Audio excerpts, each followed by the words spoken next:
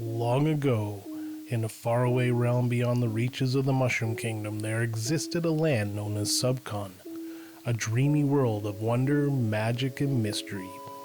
Subcon was a place where dreams came to life, and for many ages it flourished under the peaceful skies. But peace was shattered when a twisted sorcerer known as Wart emerged from the shadows. Using a stolen dream machine, Wart cast a powerful spell over Subcon, imprisoning the land in an endless nightmare and turning its gentle creatures into his loyal minions. The people of Subcon, unable to resist Wart's magic alone, sent a call for help to the dream world, hoping someone, anyone, might hear. That's when Mario began to dream.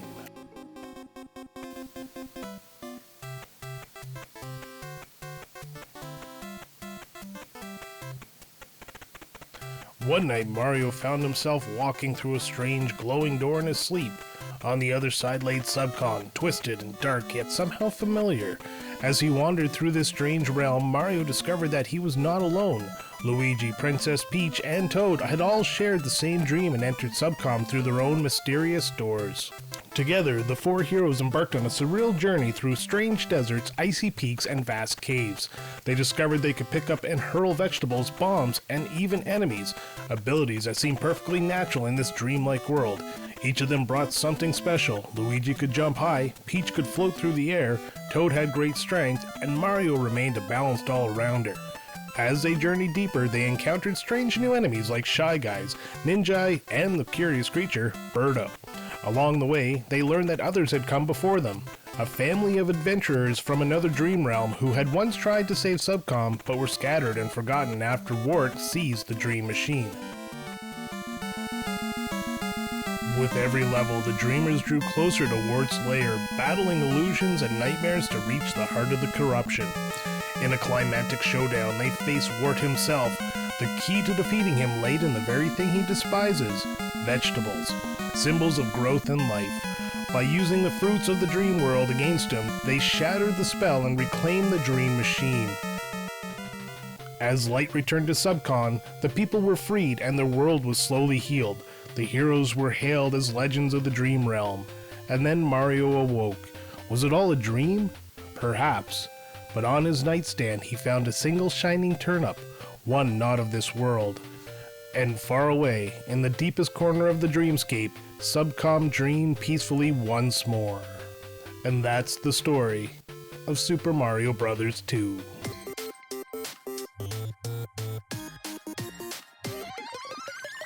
Welcome to Retrotopia, the video game podcast that crosses borders. I'm Sam, and with me is Brian, the Princess Peach to my Toad. Brian, what's new? Hey Sam, not much is going on new except for this podcast. Pretty much we've decided to get together, you, the American from Wisconsin, me, the Canadian from Ontario, and we're just going to talk about the thing that brought us together, video games. We have a lot of plans to do video game reviews, some discussions of more obscure games. We're going to deep dive into franchises and developments. We're going to look at the history of video gaming, and when we run out of ideas, we'll do top 10 lists.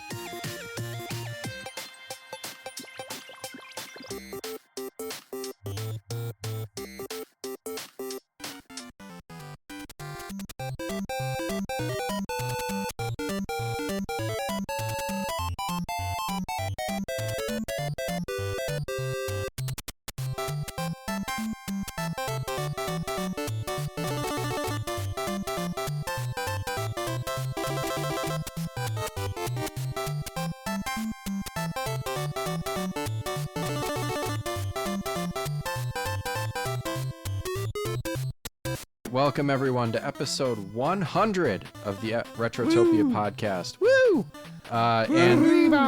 And this introduction, as you can already tell, is going to be a three-way. We got Alan and Brian.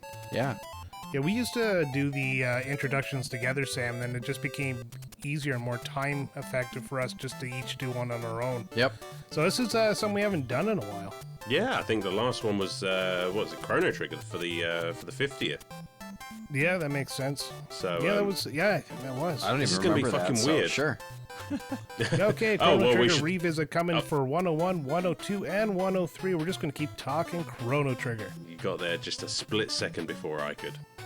Right. Split. I know fucking somebody. Second. I know somebody is going to take a shot at me for bringing up Chrono Trigger. I'm buckled, but yeah. Anyways, let's just get on with the topic du jour. That's right. Where can they find us, Brian? Oh my God, where can they find us? Well, let's give them the shortened version. They can stay at the end for the long version, but they can find us at linktree/Retrotopia. It's linktr.ee/Retrotopia.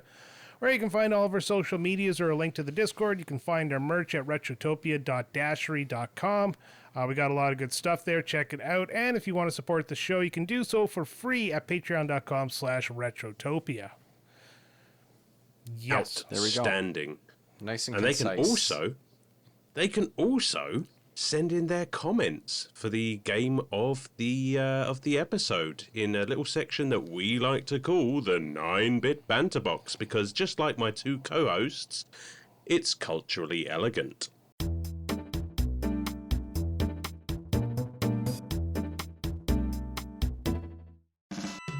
And I got the first one, so I'm going to go ahead and just get right into this. This one's a spicy one. All right, this comes from the Big Deal, who says, have you ever been told if you love your Mega Drive so much, why don't you marry it? Here's a marry, fuck, kill that you each have to participate in. Any Nintendo console, any Sony console, and any Sega or Xbox console. So any console, regardless of how you play, you have to stick your dick in at least one piece of hardware, at least one. Good heavens. all right. Good heavens. Who wants to go first? Funny story. I love the fact that it's Mega Drive here. Good shout. Good shout. I mean, I know we call it the Mega Sys over here, but yeah, I have a soft spot for the Mega Drive, and I do have a serious soft spot for the Mega Drive. So I'm definitely going to marry the Mega Drive, because she's been with me my whole life. You know, she's been a real ride or die, and you know, it's just I couldn't be without her. So yeah, I'm gonna marry the Mega Drive. I mean, obviously, if I'm married to the Mega Drive, I'm sticking my dick in it. But I guess I have to fuck a different console, right? So, I got to be sensible about this. I mean, it's got to be something with a port. I mean, it doesn't have to be all that big, but it has to be big enough. So I'm thinking it has to be a cartridge slot at least. I don't know, where am I getting in a disk drive? So I guess I will fuck the Super Nintendo, because you know, the Super Nintendo is that console that, while I did have it, you know, it always felt a little bit exotic, a little bit exciting, because I was a Sega kid. So it's a little grey harlot is going to tempt me over away from my Mega Drive. And I don't know, I'm probably going to kill the... What am I going to kill? Oh, I'm gonna go right off the beaten track, and I'm gonna kill the, what was it, the 3DO, Panasonic 3DO, because those Zelda games look like fucking bullshit. Well, that's a deeper pull than I was gonna go. Oh, I will pull it deeply, because it's the 100th episode. All right, I'll go next. I was writing my list while Alan was talking there. I'm gonna marry the Super Nintendo, because that's basically my first love, and you know, you never forget your first. Sure don't. I am going to go a three-way on my fuck, because let's get a little bit dirty here. I'm going to go the PlayStation 1 and 2, because I can't decide which one I love more for just like a quick RPG, you know? Some hot stuff right there. And then I'm going to kill the N64, because I believe it did me dirty. Made me believe it was a great console, but then I grew up and I can't think of a game on it that really holds up today. So... bye-bye N64, I finally get my revenge on you. Also, I once dropped the controller on my nuts, so... Ooh. Yeah, that's why it's kind of on my shit list. An Sam, N64 controller? Yeah, I was just playing the game there, and you're like going crazy there, and it slipped out of my hand, and the little spiky metal part just came down, and boom, right in the balls. What kind of I was young. controller? Spiky metal part? What the? The N64 controller. I never said metal. Yeah, You said metal. He got I pronged said the in the spiky dong. part. Didn't you say spiky Probably metal did say part? metal. I probably did, but it's too late. We can't. It's going to be edited, so nobody will ever hear this. Oh, sure. Okay. I was gonna say, did you go to like Hot Topic and get like a special N64 controller with spikes on it? Oh, you wouldn't understand. Like, it was for depressed people. You got a Goth 64 controller. All right, mine. I might just stick with the standard FMK here. I would say.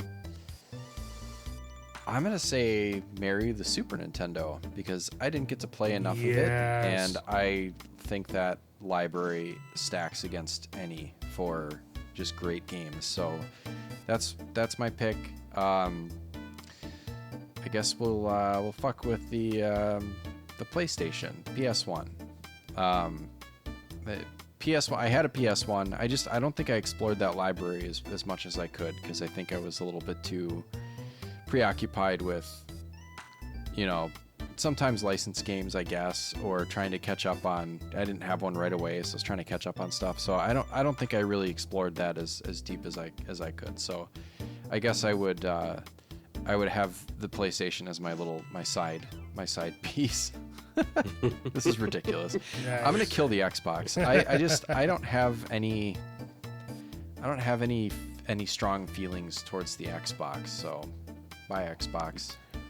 I thought of the Xbox. Ouch. I did think about killing the Xbox as well, so I'm right there with you. You know It what? just doesn't do anything for me. I'm sorry. The Xbox gave me Xbox Live, which was great at the time, but something I absolutely loathe nowadays. But it also gave me Need for Speed Underground 2 and the trigger as opposed to a button for the R2 and L2. Oh Yeah, I mean, okay. Assuming like we break all rules of causality here and say that we can kill the Xbox without killing the Xbox 360, then I think I'm good. What if the Xbox 360 just became the Xbox? They just waited a generation. Boom, mind blown. I have no answer for that, Brian. I have nothing. You got me. All right. So I guess that leads us to, well, thank you. Big deal for a start. That was a hell of a question to kick things off with. Next up, we've got Blaine the Hoagie Man, who says, so if this game is all a dream, does that mean Mario also reads Word Up magazine? And I've got a question for you guys. What is Word Up magazine? I'm looking it up I got right a counter now. question for you. What is Word Up magazine? I have no idea. It's a hip hop magazine from it started in 1987. Does it still exist? I have no idea. Why would he be reading that in a dream? Yeah. It's no longer in publication. Sure, why not? Well, to answer your question, Blaine the Hoagie Man, no. I don't know. Maybe. Maybe. He could I don't be. know. Yeah. Do you know what? I mean, it's focused on hip hop and rap artists, according to this. So I'm going to say that no, Mario probably doesn't, but I bet Donkey Kong does because he has that DK rap, right? So, like, he's pretty much a rap star. Well, what about the Super Mario Brothers theme with the Hooked on the Brothers? Oh, Yeah. oh, They yeah, rap too. okay. Yeah, everyone raps. So Okay. yes, they are. Yes, they are reading Word Up magazine. Okay, There yeah, you go. I'll give you that. Yeah. All right. Coming in from Philip Mammoth with Farts. I love that name. Since we have everybody here, let's go into your memory bank. What are some of the firsts that you remember buying with your own money? Like first game, for me it was Sunset Riders on the SNES, or first system, PS1 for me. Bought it from a friend who said he wanted to focus on the N64. Hopefully you're not still friends. Still think I got the better deal on that one, he says. I added that little bit. Did you? Yeah. what was the first thing you bought with your own money? Let's say after you moved out of the house, your first console, your first game, your first college game. I don't know. Just say it wasn't Christmas money. Yeah, because you see, you know, this question here relies heavily on my memory bank, which I no longer have. because of a misspent youth. I now remember nothing beyond yesterday, and I do remember saving up some money from my first ever job, which was at Pizza Hut, funnily enough, and I distinctly remember buying myself a PlayStation 2 with it, and for the life of me I can't think what game or games I got with it, but I do remember buying that console and basically just never leaving my bedroom again, because I was hooked on that thing. There is something about buying one of these things for yourself that just hits different, right? Alan, what are you doing in your bedroom? I'm playing my games. Why aren't you masturbating like a kid your age? Don't interrupt me when I'm cleaning my room. He's actually never left. He's still in there. I am. Oh yeah, absolutely. It's true. It's true. Oh, it's starting to get a bit ripe in here. Yeah, Sam, do you want to go next or? Yeah, sure. I think I want to say maybe the first one I bought with my own money was after college, an Xbox 360 briefly I played. But yeah, I kind of got out of video games for a bit, so that one's kind of lackluster because I just said I would kill the Xbox, and I didn't particularly enjoy the Xbox. So I don't really remember why I wanted one so bad, but there it is, Xbox. Oh, because I wanted to play Final Fantasy 13. That's a story for another time. That killed my love of gaming for a while. Oh man. Yes. Wait, does it say firsts? First game. Oh, first game. I might have gotten Jedi Power Battles with my own money. That might have been one of my first ones, or maybe like saving up my allowance for a Sega game, but it was probably a disappointing one. Like, I probably got like Stimpy's Invention with my own money or something like that. Oh. Awesome. After I finished basic training, I went right off to, I don't know, the Americans call it, I think, the PX. I went off to our version of that, and they had the PS2 bundle. So you got like an extra controller and a game, and the game I got with it was the Bouncer, because it was from Square. Oh, God. Oh, And yeah. that was not a good game. I'm surprised I still play video games after playing that, but it, yeah, it was the first console I bought on my own, and I brought my TV from home. You remember those TV VCR combos? Oh, yeah. Oh, yeah. I've got one upstairs. That's what I'd love to have one. That's what I had in my barrack room. That was my only source of entertainment. Nice. Yeah, so that was me. Isn't it and then funny? I started buying DVDs. I was gonna say, Brian, isn't it funny that Square Enix is probably one of our favorite, if not our favorite publisher, and then they both put out a game that like almost ruined us. Yeah. Fuck. Bastards. All right, Sam, I got the next one. This one comes from Randy Barrage from the Read Watch Play podcast. Give them a listen because they are cooking. But Randy says, a heartfelt congratulations on 100 episodes. You guys have done an amazing job of building a great show and an excellent camaraderie amongst yourselves. I feel genuinely grateful to be a part of this growing community. And in terms of a question to toss your way, what is a favorite game of yours that you are most looking forward to the other co-hosts playing for a future episode? Thanks for the awesome show. I'm really proud of you guys. Oh my gosh. Aww. I almost cried. What a sweet. No, I really appreciate that. Can you be my dad? Yeah. Randy, I'm going to hug you again. Yes. I'm so jealous of you. Alan got to meet Randy and I did. Yeah, he's right? the furthest I just from wanna Randy of sniff any Alan's of us. hand that he I shaked know. him with. I have hugged Randy, and that I feel like my life started that day. Man. It goes, birth of my child, marriage, hugging Randy Berridge. It's right up there. Milestones. Milestones. We'll get there, Brian. Yeah, one day. All right, who wants to take this Welcome one to first? the new Patreon turn called Fly Us Out. Fly us out. Oh my God, that'd be amazing. Please don't. No. We don't. Someone would be like, yeah, sure. Like, no. But we appreciate that.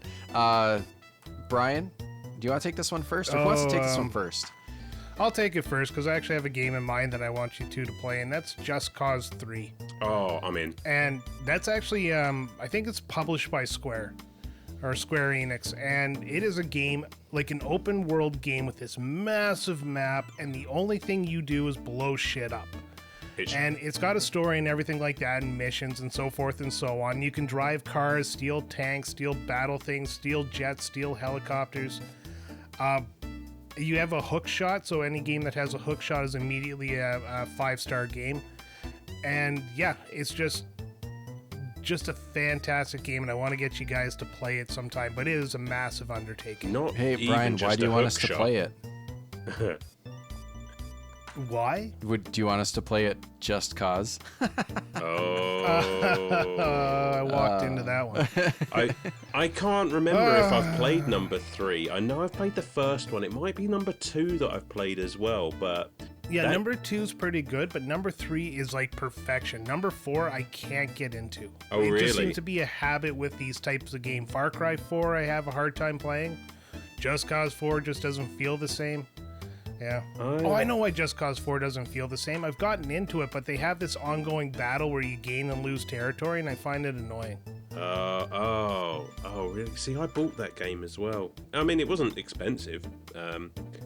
It still has the same Just Cause fun, but I don't know. It's not as good as 3. 3 is the pinnacle of it. Yeah, when you get that 3 hook shot and the parachute is just ridiculous.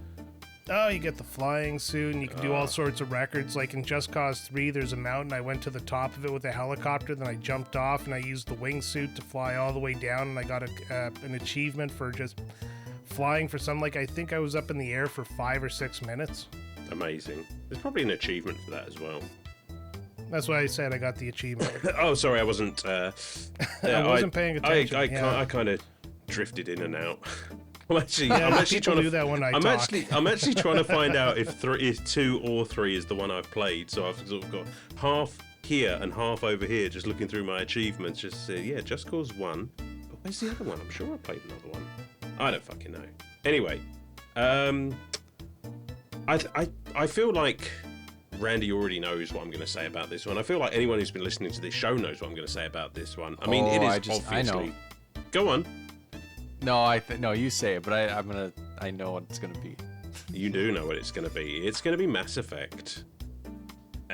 Undoubtedly, like the trilogy that is perhaps my favorite in all of gaming of all time.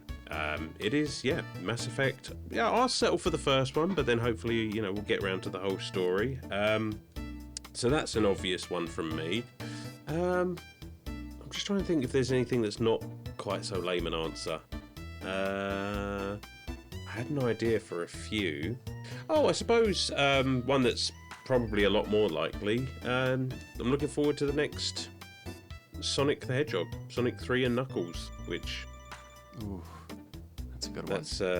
That's definitely going to be something we play sooner rather than later, hopefully. Yes, please. Going through the entire Sonic catalog before we even get to Super Mario World. That's fine. Yes. Yep. Sam, what do you want us to play? Man, this might be recency bias because I set up a PC to play some PC games on yesterday, and it's going to be Warcraft 2. That's not much else to say about that. If you listen to our StarCraft episode, you know that StarCraft, He's Warcraft hot and 2. horny Oh for yeah. it. Oh yeah. Yeah. Absolutely. You've been talking about that for a minute, and I think I can get it for the Sega Saturn and probably have a really awful time with it. Ooh. So I'm gonna do that. I think Warcraft 2 was always on the docket, but you couldn't find a way to play it. Was the problem why we haven't covered it yet. Yeah, Yep, I got it. I got a way to play it now. Well, there you go. So well, we got to sit down and do some planning, boys. Oh yeah. Yeah. All right. Well, we're good to like November or some shit so far, so we're good. Yeah. We're good. So we'll wait until December to be like, crap. We'll wait until the last minute. Yeah, no, this is the quick play problem all over again, where we have like 2 left in the bank there, and we're just like, yeah, we're good until the end of the month, and then Yes. oh shit. If it wasn't for the last minute, you guys would not be listening to Retrotopia. That's right. What do we got next? Procrastination-atopia. Hang on, has everyone gone? Yeah. Yeah, you're back up I with went first, this then next you one went. here. So next up, we've got H, who says, "Hey guys, 100 episodes is a massive achievement. Not many people who start a podcast get past 20, so to get to 100 and still have no signs of slowing down is awesome. The effort you put in and the quality of the podcasts definitely shows.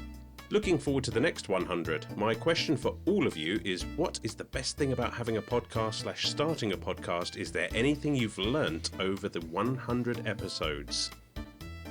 No, I have learned nothing. Yeah, I think, given as you two are the originators of this podcast, you started this whole thing off. I think you should go first. Sam, why not? What have you learned? All right. I guess I've learned if you may have heard this before, but if you want to do something, just do it. Doesn't matter. Like I think we would still be doing this even if we didn't have listeners. You know, who cares? Just shout into the void if you want to. Like, this is just a fun thing to do. So I'm glad that we started this, and hopefully we get many more. I'm looking forward to more. So learned, or wait, hold on. Was there two parts to that question? Best thing? I think the best thing is just having a chat with you guys, honestly. Playing the games is fun, but that's really secondary to chatting about them, you know, when it comes time to do that. Yeah, no, I echo everything you say. I mean, I really enjoyed the last 100 episodes. I mean, I can't honestly believe we lasted this long, because quite honestly, there was some touch and go there for a bit when we were trying to figure out, like, my schedule. Like, if Alan had you not come in, I don't know if we'd still have a podcast right now.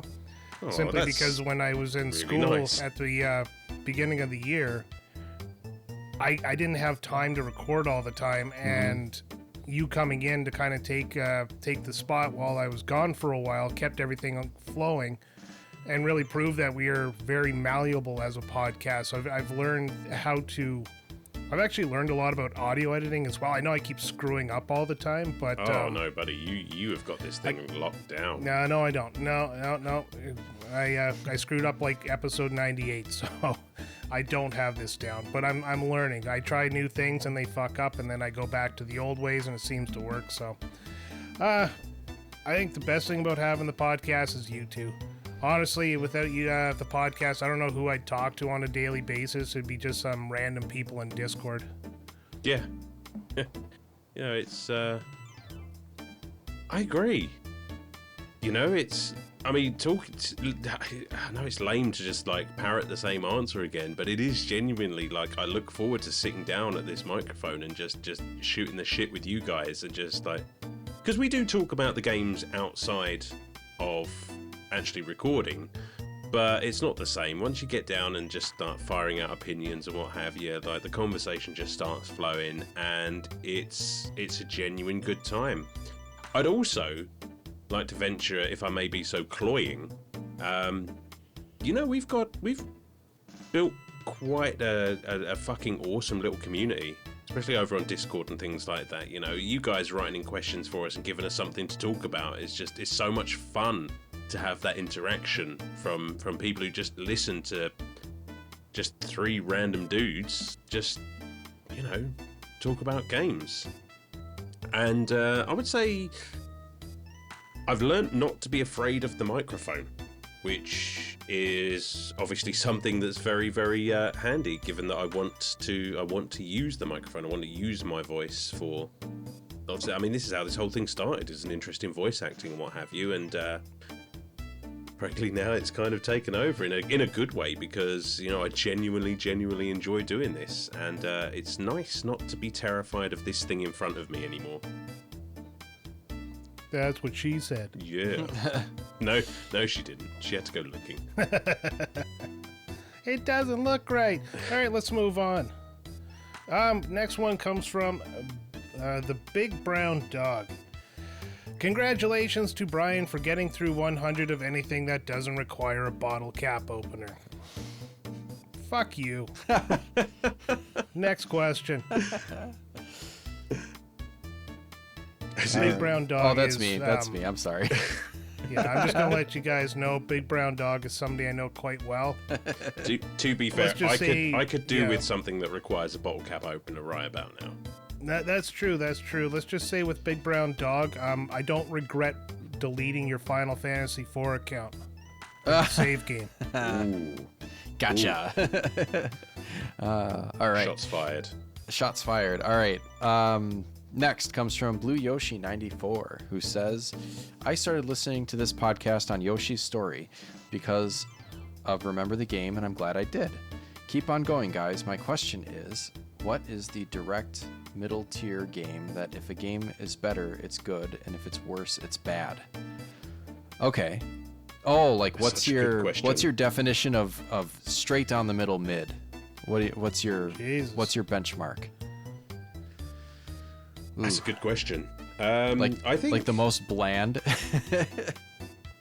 I mean, the first one that comes to mind, obviously, and again, it's that recency bias, but Mario is missing, kind of, in a sense. And what I like, I'm kind of judging this on games that we've covered, rather than just go off into the reeds there.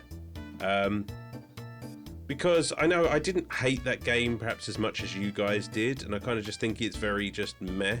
So I think if anything's worse than that, then it's probably a terrible game, but if anything's better than that, then it's at least, halfway decent. Because we cover a lot of really good games, so we don't have much in the backlog that's kind of meh. So yeah, we're still in the infancy of the podcast, even though we're at episode 100. We got a ton of good games still to cover. So, oh sure, 100%. Yeah, we can't get to the bad games all the time. That's true. I'm gonna stick in the realm of games that we've covered, and I'm going to say Far Cry 3. Because I think really? Fuck you. I think that game was very just kind of a game, and I didn't particularly enjoy it. I think when we covered it, it was more recency bias that I really didn't like it, but it was fine. It just didn't grab me the way that it grabbed you guys. So I think if there's games better than Far Cry 3, you could start considering those good. If there's games worse, I would really not care for them. Makes All right, I'm gonna step outside of our catalog, and I'm gonna go any NHL game, insert year here. So like NHL 25 or whatever, because they come out on Game Pass, and I'm calling it a mid-tier game because I can sit on the couch, shut my brain off. I don't hate it. I don't like it. I don't have a desire to finish it. I don't want to throw, my controller out and the console into the garbage. It is literally the definition, and I imagine a lot of sports games are like this as well, but NHL is the one I play the most. They are just vanilla. They don't suck. They're not great. I don't brag about playing the game, but, I don't let my friends know I do. It is... Yeah, I can't think of a game that better describes middle of the tier than NHL. Like I said, NHL whatever year it is. I'm going to start bragging about anytime I play NHL and be like, hey guys, guess what I did? I played Chell. Yeah. Chell. Oh, fuck Chell. Hey, that's actually a good shout. Like any sports game. Fair. Right. Yeah. Although that did raise my eyebrow when you said NHL, because I'm assuming you're not counting NHL 94 in that. I am. Really? Even though I love NHL 94, NHL 94 gets that it was my first NHL game. See, even I love NHL 94, and I know fuck all about hockey. Yeah, but it's just a fun game. It's a fun pick up and play game. It takes literally seconds to get into a match, and then, you're just... can't even describe it. Like, you're just mind shut off, and you're just having some good old hockey fun. It's just fucking good. Yeah. I guess it makes sense. It does what it needs to do, and that's all. It sure does. Is it me again? It is. It is. So next up, we've got Chris Kaplane, who says, congrats on 100 episodes. It's a big milestone. Here's to many more. Thank you, Chris, for making my Thank job you very much, buddy. making my job very easy. That was an easy one to read. Yeah, we don't have to answer anything except for saying that Yeah. Chris is from the Retro Hangover podcast, and you should listen to And, them. Oh, and yes. I don't think we shouted out Retro Riders before for Hoagie Man. So yes, also listen to Oh, Retro yeah, Riders. yeah. I've been catching up on Retro Riders I- this week. That's on quickly, me. I forget quickly where going everyone's back from. Yeah. Quickly going back to Retro Hangover there. I mean, they were the first podcast I ever did. I did Soul Blazer with them, and they kind of gave me the ability to start, learning how to do this. So a big shout out to Retro Hangover, and a lot of thanks to you guys for having me and Sam on. And I think, you've been on a couple now, Sam, right? I've been on one, and it was a fantastic experience. It was a lot of fun. Oh, yeah. All right, so but big shout out to them. Thank you very much, guys. Listen to Retro Hangover. Excellent show. And we're going to wrap the comment section up with blibbity blobbity goo. Gross. Brian, why don't you give credit to Sam, Alan, and now regrettably Joe C on Spotify? That's Joe C. Fettuccini. Please spell his name in full. He continues, it only has your name listed under the heading. Why must you steal the spotlight from these talented individuals? Also, great job, y'all, on episode 100. He is correct, and I actually had to ask him what he was talking about. When I set up the Spotify, Yeah. it was on Patreon, and I was just doing it quickly, so I threw my name under the name thing, meaning to change it later, and I've since updated it. But yeah, the Spotify feed, which is Retrotopia Expansion Pack, or Expansion Pass, not Retrotopia, another video game podcast, if anybody's ever wondering where all the Patreon stuff goes. It is now credited to us three, but arguably never Josie Fettuccini. Oh, I was gonna say, I don't care. I typically don't want credit. I just wander in and say my thing, and I just kind of shuffle out. Honestly, Yeah, I was wondering. that's why I call you the Krusty the Clown of the podcast. That episode where he walks in to do the voiceover for the Krusty doll, he's just reads a lines off, and then buggers off. It's like show mouth. I was honestly just wondering who these talented individuals were. Like, who the Yeah, fuck I is was he like, who are talking those about? guys? Yeah. Interesting.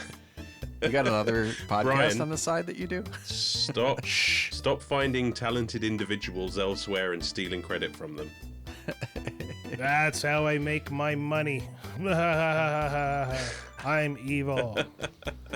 All right, thanks everybody for the comments there. We're going to be skipping the gentleman's interlude this week because we got Alan here, so Absolutely. you get to hear him enough, and we're going to move right into our game, Choose One, Lose One, featuring our secret guest.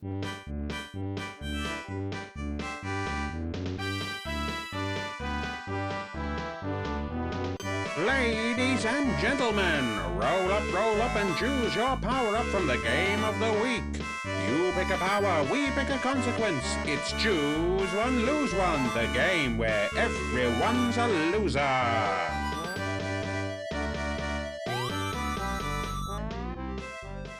All right, it's Choose One, Lose One, and this secret guest we have been hinting at for this entire week is the host of Canada's #1 retro video game podcast, Remember the Game, the comedian from Edmonton himself, and the fitted ball cap enthusiast. It is Adam Blank. Thanks for joining us, Adam. We really appreciate this. Of course. And thank you for recognizing my ball cap enthusiasm. It's like I wear the ugliest worn out clothes ever, but ball caps I take seriously. So I appreciate that. Thank you. I'm going to tell you a secret I've never told you before. When you did the comedy show in Ottawa, I flipped your cap over to see what size it was because I know you like it to be a big secret. So I'm going to hold that over your head for a while. You son of a bitch.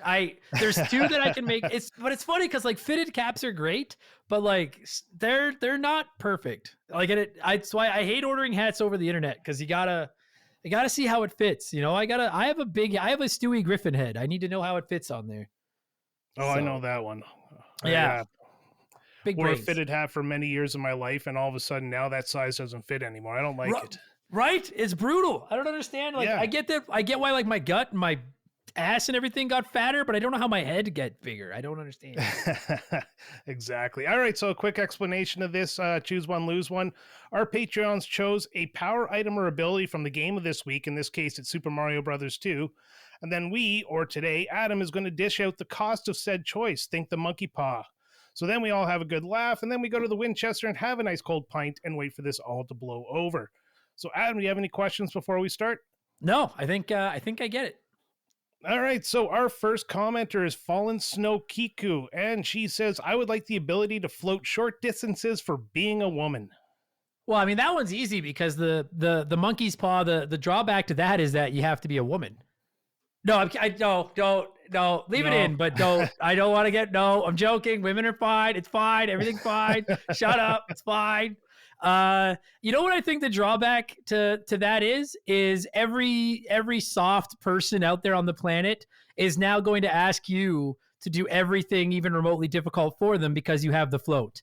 Have you ever like played a game with someone that's had access to that and they're just like, oh, I just go with Princess because she has the float. I just use Princess because she has the float. Everything's easier because you have the float. Expect that every time you go out now, Fallen Snow Kiku, everyone is going to be like, hey, there goes the one that can float. Let's go get her. She'll get our ball down. She'll help us cross the street. She'll get that cat out of that tree. It'll never end now. And eventually you'll be so mad that you'll be like, I don't think I can take this anymore. But you don't have any options because if you jump off a roof or something, you're just going to float.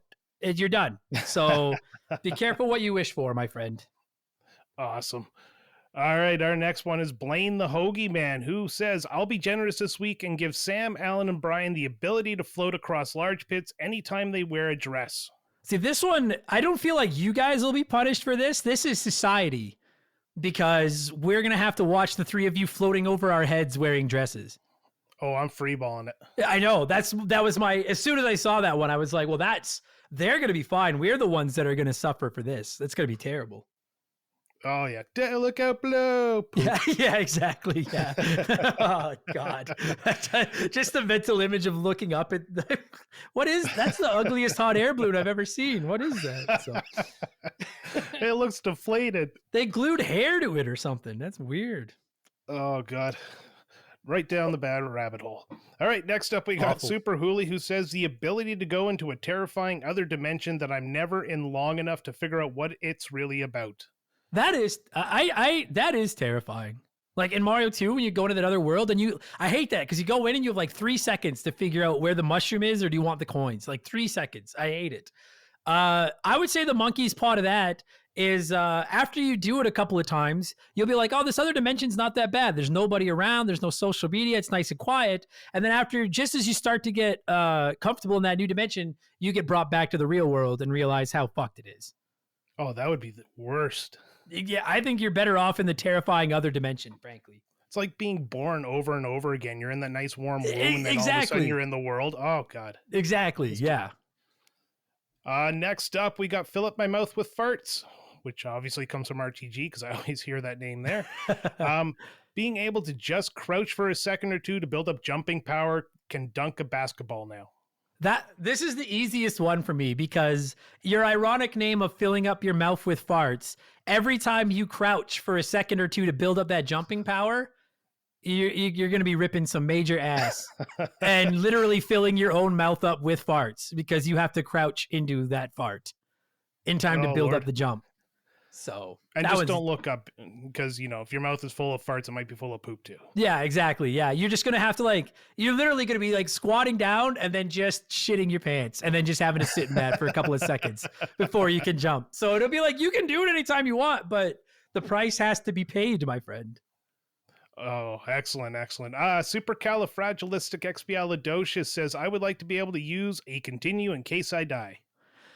So I thought about this one, and much like how many of us, I'm sure you can relate to this, buddy. How many of us have been playing an old game and you're on your last life or something and you're like, fuck, do I have any more continues? I don't, you know what I mean? You're I don't know if this is, so that's going to be your problem. Supercalifragilisticexpialidocious is the first time you die, you'll be able to use a continue and you'll be like, well, fucking hey, I get to keep going. But now you're going to live in this insane state of paranoia where you'll never know if you've got another continue in the bank or not, which I think sounds scarier than just living life on one life and not knowing when it's going to end. Yeah, no, you're right.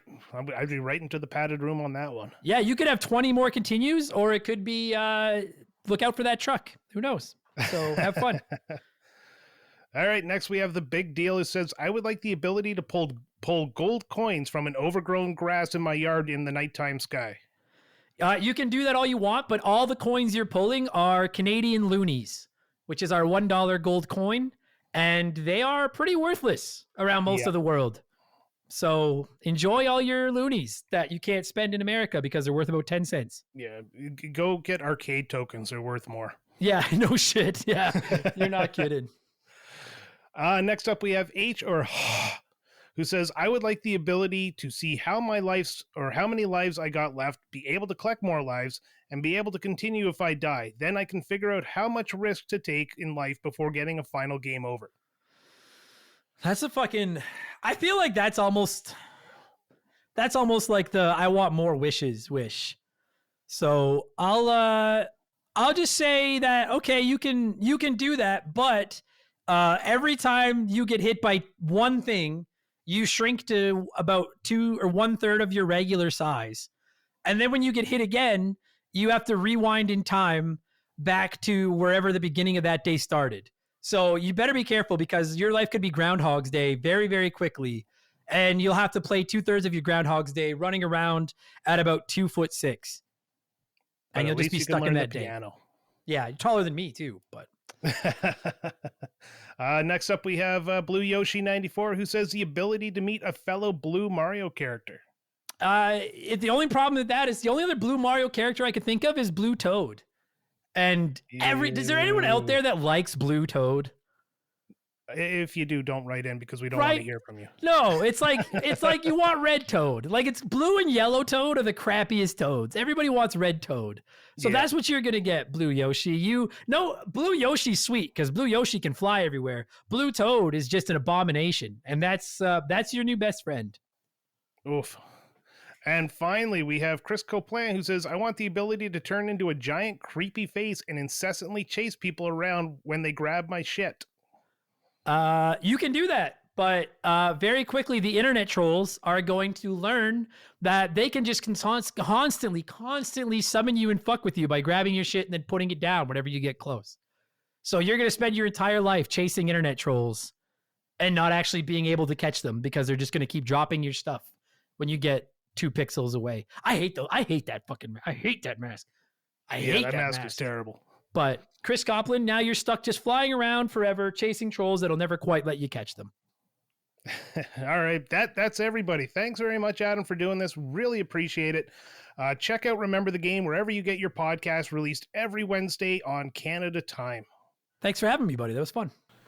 Oh my God, I can't believe we got Adam Blank from Remember the Game to do that. Thanks, Adam. Thank you very much. It was much appreciated that you took the time out of your busy schedule to help us out. And before we get into the episode, we do have some... I was going to say, after the pause, were we going to say anything about it? Because thank you, Adam. Okay, I wanted to say thank you personally, too, because that's incredible. That is so fucking cool. And thank you for lending some legitimacy to our little podcast, which... Frankly, we've just kind of not stolen everything from Remember the Game, but it's certainly there's certainly some DNA in here. I love how I was going for that natural flow there with after the pause, and Sam's just like, "Oh, no way, I didn't know after the pause." No way, I'm gonna steamroll that because I want to say thank you to Adam. I was going to give you a chance. God. There he is. It sounded like we were going into comments. From talented individuals again. Yeah, there we go. All right. We're gonna never re-record that because we never re-record anything. So, Sam, you're the first comment down the Super Mario Brothers 2 comment section before we get into the episode proper. All right. This one comes from Blaine the Hoagie Man from the Retro Riders podcast, who says, "Congratulations on 100 episodes. A's for 100 episode A's? As for Super Mario Brothers 2. Oh my gosh, I'm like reading this. Hold on. Cut that. I'm reading from the prompter without punctuation. All right. Let me start over. Congratulations on 100 episodes. As for Super Mario Brothers 2, I didn't actually start playing until it came out with the Super Mario All-Stars version for the Super Nintendo. I've played the NES version and I actually like the look and sound of the NES version a bit better. I agree. I'm gonna say that. 100%. Absolutely. So next up, Brian. Do I have to fuck it up as much as Sam did? Yes. Oh, so much. Holy shit. I can read. Blue Yoshi 94. No, Blue Yoshi 94 says, "Can we talk about the GBA version voice acting?" We can talk about it, but I wasn't aware that it was a thing, and I'm gonna have to look this It up. is. Yeah. I had to look it up because I never actually played the GBA version, No. and it was just a lot of woohoo. Yeah, ah, I have. yeah. It gets annoying. It gets real Oh, fucking God. annoying. When we Oh. originally played this game, I played the NES because that's when I was like, I'm gonna play every single version, and like I don't. Let's be honest, I don't have time for that anymore. But I did. I played a little bit of the GBA version. I played a little Doki Doki Panic. Yeah, the GBA version has annoying little voice acting. See, here I thought it was actually like talking. Mario was just wandering around like, "What the fuck is this a bullshit?" And Yeah. stuff like that. It's like, where the fuck am I?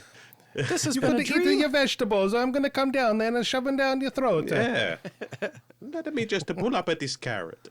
Yeah, okay. No, I'm disappointed that it's not that. So, there we go. All right, wrapping up with Chris Coplin, who says, "I never really cared for this game. It just feels like it keeps on going, and it's a bit too long. It could have been shrunk down a bit. What makes it a bit more painful is how often level concepts or ideas can repeat, like having to face Birdo all the time. And the life system is a bit annoying, especially since you can only improve it by using the potion and going into Flip World. That said, it controls great, looks really good for an NES game, and having a unique characters that all handle different and still work adds a lot of replayability. I just wish you could save your game like in Doki Doki Panic." And yeah, that is one of my beefs of the game, is you can't save. You could save in Doki Doki Yeah. Panic. That would make things so much better.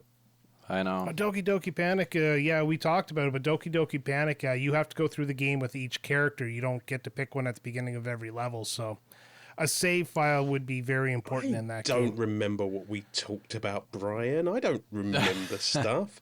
It's just like, and through the magic of podcasting, this is You mean divorced these by. aren't recorded at the exact same moment? Well, sorry, and Father There you Christmas go, is real, kids. guys. The Disney magic is destroyed.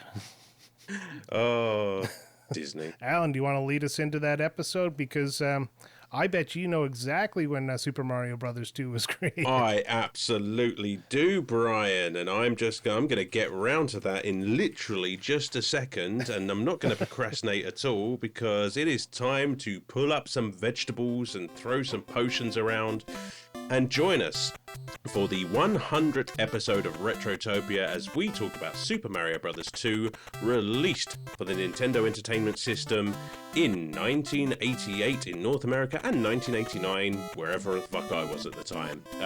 Thanks for all your comments and questions, and just thank you for listening for 100 episodes. Let's go.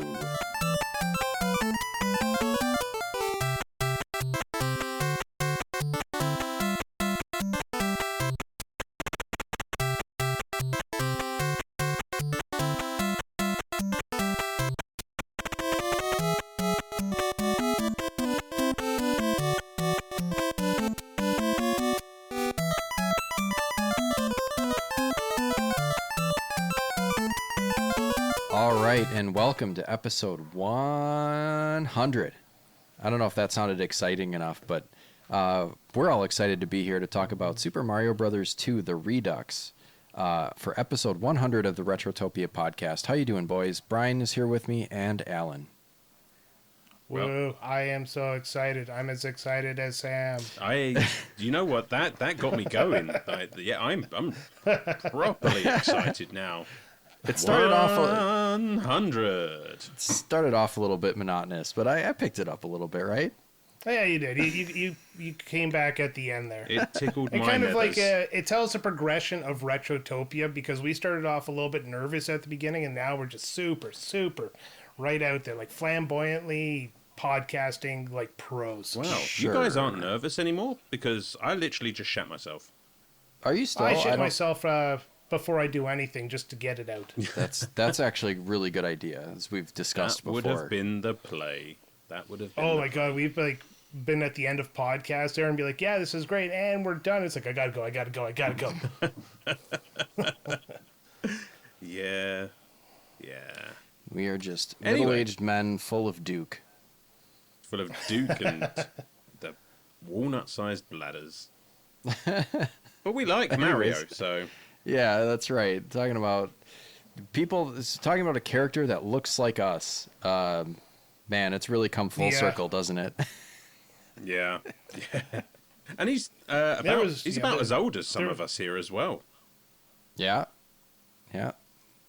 That's true. Say that again, Alan.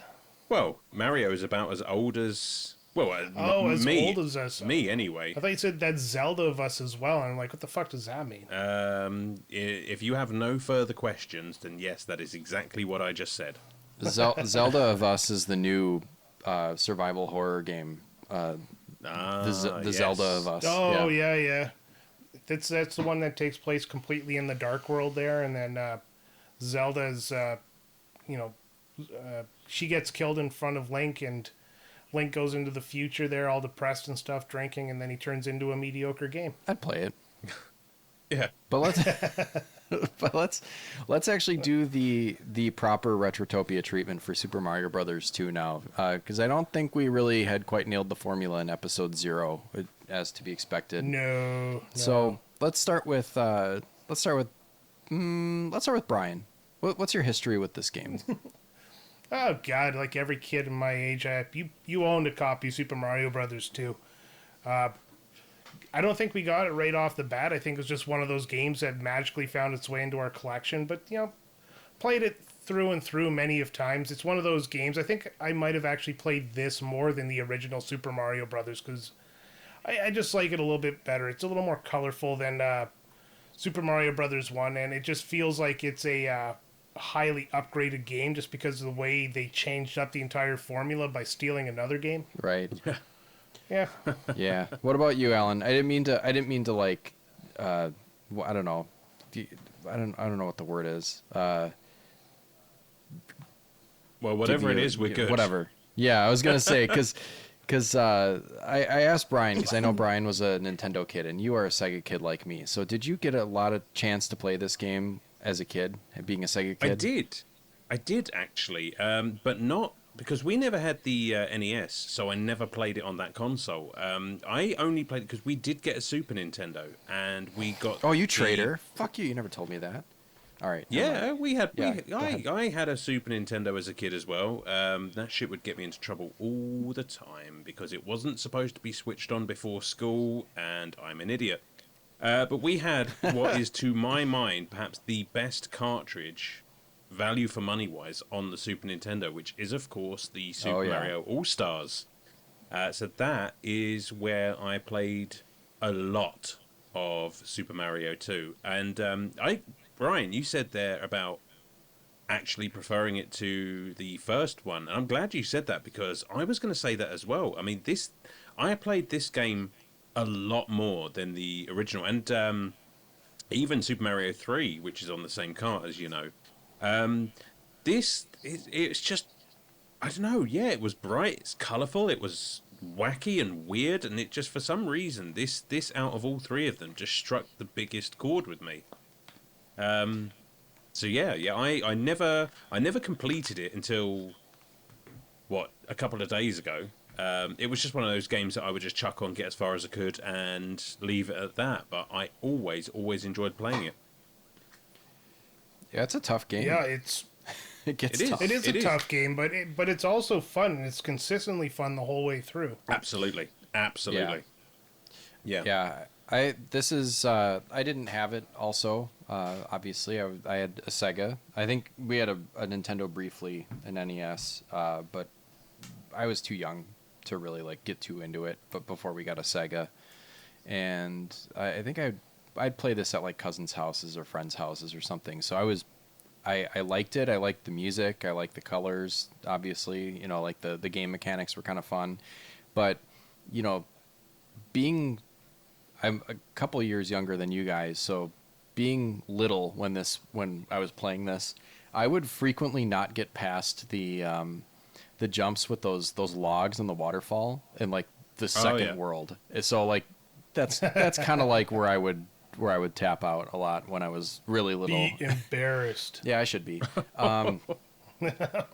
But you know, if I had grown up with this or had a copy of this, I would definitely have played a lot more of it. But I do quite enjoy it. I've gone back and, you know, obviously played plenty of it now. Well, as a kid, this is one of those milestone games that when you beat it, it was just like you get to do a little bit of bragging about it, because it was hard enough that when you're young, the latter levels are quite the challenge. I mean, getting from World 1 through the Ice World, I think that's 4, not a huge problem, but yeah, getting to the end of the game there, God, it just starts getting frustratingly hard. Definitely. Yeah, there's a trick to it, a little bit of almost like problem solving or puzzle solving, right? Sorry, Alan. Go ahead. No, you're right. There is certainly an element of trial and error with this game. It's just one of those that you just repeatedly bash your head against until you get good enough to beat it. But I think World 4, funny you should say, Brian, is probably about as far as I'd ever get in this game. Me too. I might have gotten to World 5 on occasion, but never any further than that. So it does. Yeah, it does I have. can see that. It does have a nice. But I would say like the difficulty curve is fairly even. You know, it's quite a smooth. Like nothing is vertical with regards to difficulty here. No, it's just a good solid platform, and I don't know if the Doki Doki Panic that this is based off of was like done. It was done by Nintendo and I think Fuji TV or something like that. So I don't know if Nintendo built this game and then decided that, you know, like let's just slap Mario in and throw it over into the States, so it does have that Nintendo experience behind it or not. I never looked into it that hard. Yeah, but it does translate well over into a Mario game, though, doesn't it? yeah, it's like almost damn near spot on. I mean, it is spot on, obviously, because they literally did that, but Doki Doki Panic by itself is still a fun game. Yeah, I think mostly because nothing's fucking changed. I'm really glad that they picked such a fun game to reskin as a Mario game. Like, I'm glad they didn't just panic or, you know, oh, you know, Super Mario Brothers 2 as we have it in Japan is too hard for the Americans, which, I mean, it's a hard game. I love that. I love how we got so many games like Final Fantasy Mystic Quest is the same thing. Yeah. It's Final Fantasy for Americans because the Japanese thought we sucked at video games and didn't like hard video games. Yeah, but fast forward 30 years and then you got people who love Souls games. Right, but also we love both games now. Like, you know, Super Mario Brothers 2, what we call Lost Levels, is very challenging but a fun game, and then also like we got this brilliant game on top of it. Where I mean, you get to play as Luigi and Toad and Peach, or Toadstool as she's called in this game, but like that's a huge leap over the original Super Mario Brothers. Yeah. Where you played as Mario and Green Mario? Yeah. Mario and Green Mario. That's right. I didn't even thought of that. But that is. Oh shit! Are we talking about Mario's missing again? No. He's in this one. He's there. Don't worry. But that's a great way to segue into the 4 characters. Like, yeah, they are. How is it? You got. I'll look up the Doki Doki players later, but Mario is the well-balanced all-around player. Luigi is the high jumper. Toad is the one who can pick shit up fast, and Princess Peach floats in the air. Mm-hmm. I'm going to end up calling her Princess Peach throughout this because that's fine. It doesn't matter. I think I've scrubbed Princess Toadstool from my lexicon. Yeah, we all know who you mean. But it gives you quite the variety of who to play, and every level you get to pick a character, so you get to switch it up as you play. So some games you might have the need for Princess's floating or Luigi's higher jump, and then other levels you might need to pick up shit a little bit quicker. And that kind of really adds variety to the game, because in Doki Doki Panic, you have to play the entirety of the game with one character. See, so I was going to ask that actually, because interesting. I didn't play Doki Doki Panic, but I did watch some footage of it, and it is identical in almost every aspect. But it looks to me, and maybe you can confirm this, but it looks to me like you have to complete the game all the way through with every single character. Like that, Yeah, I guess if you're completing the game, like I've never completed Doki Doki Panic, but when I played it today, every character has kind of a level checklist there of what levels they've completed, and I don't think there's a save state on it at all.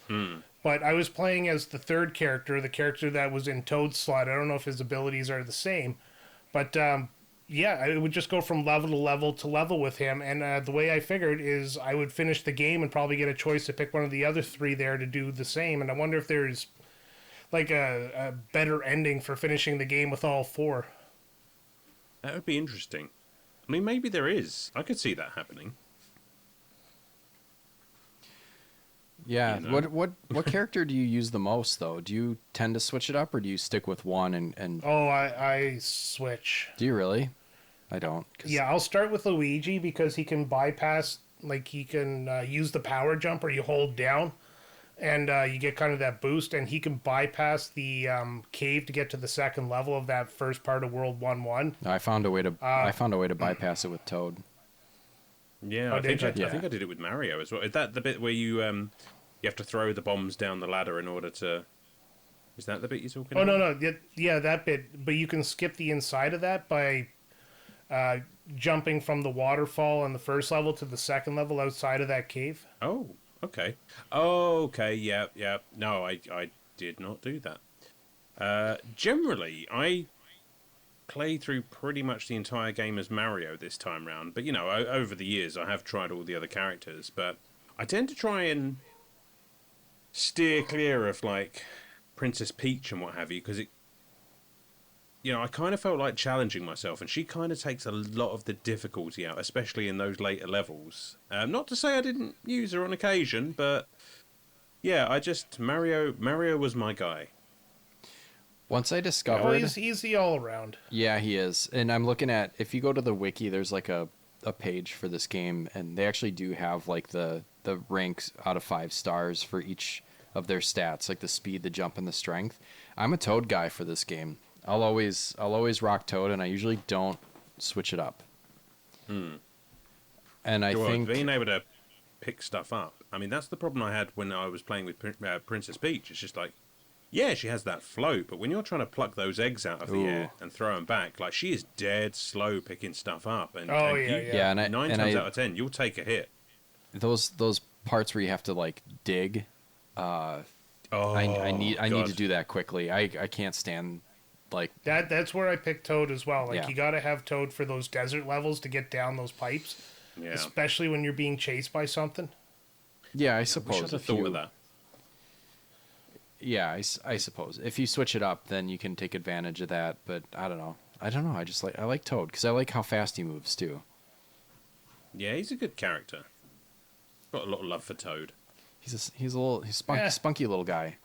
Spunky little guy. I like shaking it up. He's a fun guy. Like, I'm not super strategic in one. who I pick. Sometimes I just had Toad for too long, and I'm just like, let's try Princess for a bit. Let's add like a little bit of fun to this and float. Oh yeah, but that's one of the strong suits of this game is like you can do that, and as you said, you can do that every level. You know, you can mix it up with these 4 characters however you want, and that's just fun. You know, it's not always enjoyable to be locked into one character when you know that there are more available.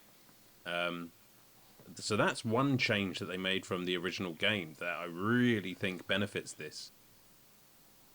Well, I think the other change they made from this game that kind of threw me off the first time I played it was you don't stomp on enemies in this game. True. That really threw me off. Like, you could stand on Birdo's head and Birdo can't kill you with its eggs. So you just stand on enemies and you can walk, and literally if the enemy is the same size as the next one over, you're just going to go over top of those enemies. It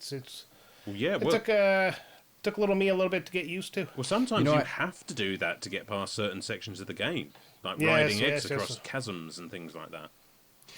I was always like fairly certain that Birdo would hurt me no matter what, and I think just this most recent playthrough, I was playing around with it before we recorded this, and happened to jump on top of Birdo, like missing an egg or something, and I just like, oh wow, you know, if you're having a hard time with some of those later Birdo fights where they start shooting fireballs instead of eggs, and you need like a little bit of a rest to kind of like, you know, get your bearings or whatever, you just hop on their head and just hang out. You know, you're invincible because they can't hurt you. They don't even try to shake you off. No, yeah, and they don't move too fast for you to just fall off or anything. You just kind of park it there. That's kind of cool. Yeah, I've never actually tried that, but that does sound awesome. Oh. Well, Now, has anybody ever enemy. tried to jump on one of the boss's heads?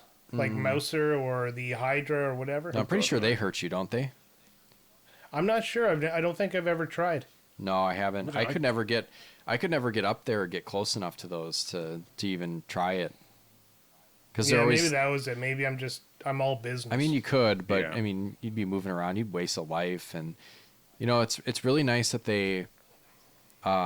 I mean, lives aren't necessarily plentiful unless you get really, really lucky in this game, and that's another thing that like couple times I would like play through the first few worlds, and I'd get like really, really unlucky on those slot machines in between levels.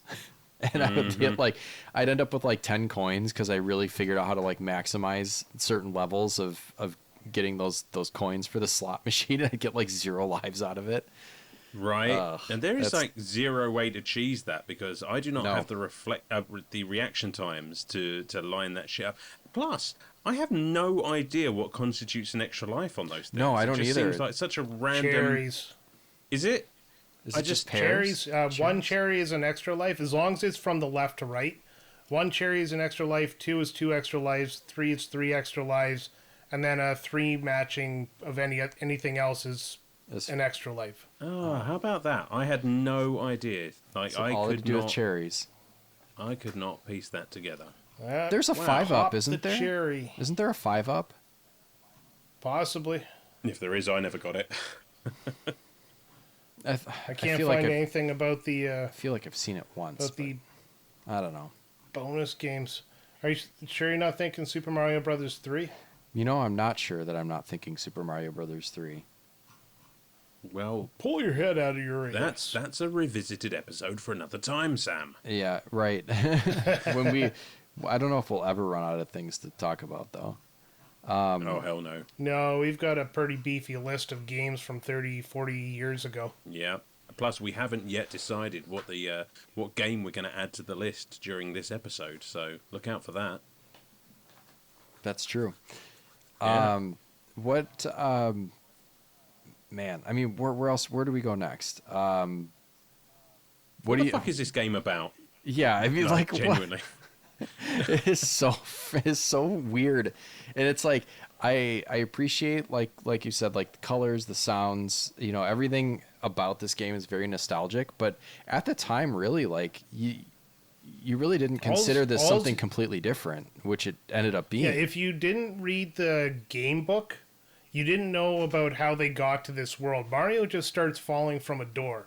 Yeah. And that door is like a gateway to Dream World. That's actually where you are, and that kind of is the same way Doki Doki Panic starts.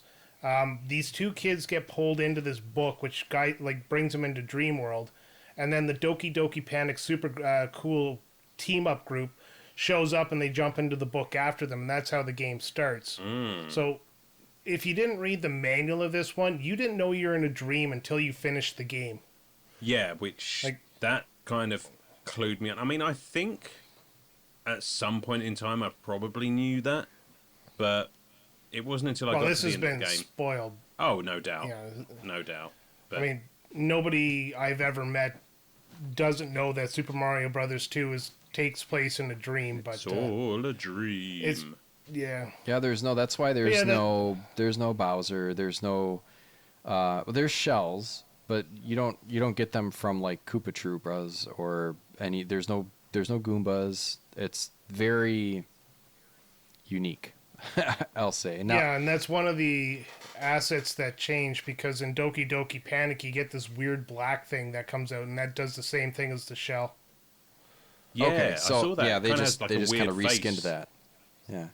Yeah, there's a couple of things they reskin, like the eagle doors there where they open their mouth are actually like black masks. Yeah, they kind of look like But- luchadors. Yeah, something like that. and it's just like you're getting swallowed by a like this realistic looking head, which is kind of creepy. Yeah. I mean, the eagle's kind of creepy as well, if I'm honest. But yeah, just Eagle represents America. yeah, getting swallowed by freedom. But I don't know. Do you know what I really, really like about this game is that it introduced a lot of staples to like Mario canon, like the Shy Guys and what have you. And like, I love those little bastards. You know, I like a Shy Guy more than like the Koopa Troopers. I don't know what it is. It's just ever since I was a kid, I just thought that was such a cool little enemy design. Yeah, they look like little bandits. You know, nowadays Yeah. they kind of more show up in the like in the Yoshi games. I guess, yeah. I just little Jawa-looking fuckers. I appreciate a good Shy Guy, and I thought it was kind of strange because they're not changed at all from Doki Doki Panic. Unless I That is kind of where they came from. Okay, I'm looking at the Doki Doki Panic wiki. The shells in Super Mario Brothers 2 were originally blackface heads. Oh no, I thanks. can see why those were changed. Yeah, let's Wow. not. Okay. Yeah, magic potions were originally magic lamps. The mushrooms you get to get more health were hearts. Mm-hmm. The one-up mushrooms were originally the heads of the character you're playing. Okay. Grass tufts were black instead of red, those tufts being the things that you pull the vegetables out of the ground. Mask gates were originally generic masks instead of hawk masks. The explosion icon says bomb in Doki Doki Panic and bomb with a B, I guess BOM for Doki Doki Panic, and BOMB in Super Mario Brothers 2. Phantos were less menacing originally. Mushroom blocks were originally various masks. Some vegetables look slightly different. Cherries, pow, vines, grass tufts, crystal balls, bomb fuses, water, cloud platforms, and spikes are still, unlike Super Mario Brothers 2 where they're animated. Albatrosses have only 2 frames of animation. I don't care. And waterfalls move very fast. Oh Same man, with the quicksand. I'm really glad that they don't because I think it would really make my eyes go crossed. Well, yeah, if you like when I was playing, like I said a little bit earlier today, and those waterfalls can actually disorient you a little bit because they're just going. Like, I mean, it's a waterfall, but they were slowed down in Super Mario Brothers 2 for sure, and it changes stuff. Yeah, I'm happy they went that with video that. you sent us, and yeah, that thing is like pretty trippy. Yeah, like, why would you do that to us? Yeah, Japan? especially does that even count like the waterfall caves like World 3 where the whole background is water? Oh god, it must Yes. do. Oh Yeah. god. That'd be fucking awful. You know, I know a couple of years ago when we did episode 0, I did play around with Doki Doki Panic a little bit, but I didn't go back to it this time, and I didn't because I knew this time around I knew the game was pretty much a 1-for-1. But what I didn't think I would enjoy about it is that I've become so familiar with the sprites that are used for Super Mario 2 that I think it would just confuse me. Like, it just wouldn't be fun because it'd be like, oh, well, it's interesting that this is a different thing, but I kind of don't know what it does until you have to kind of like relearn. It's almost like it's a different visual language. It's just really, Yeah. I don't know. I just wouldn't be interested in going back to it. It's kind of like what is this item the equivalent of? Like, what thing that I am used to is this supposed to be? Right? Yep. Right, and in some cases, apparently, it's blackface, which Yeah. which is not okay. Oh, I How don't about think that's no? maybe not what it was. Not 1-for-1, but I mean that's what it looks like. I like also those little like hopping ghosts. Kind of look like they're called ninjas, but they're like little. They look like little pajama ninja guys. I think they kind of look like Gengar, which is pretty fun because that's one of my favorite Pokemon. Oh my god, me too. Yeah. I fucking love Gengar. How are we just discovering this now? I don't know. I've literally got a Gengar t-shirt in my drawer. I've got a couple of them, yeah. Oh, And a hat. Yeah. buddy. Yeah, anyways. What do you off think of alive. Absolutely.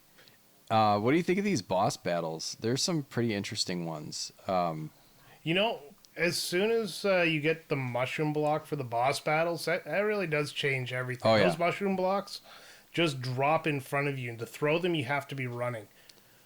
Yeah, it makes it kind of a challenge though to like get yourself. It takes a certain level of timing to run and throw it in the direction you want, and then snap back so that you can then start moving in the other Don't- direction. yeah. Yeah, because there's And not to mention, they don't disappear.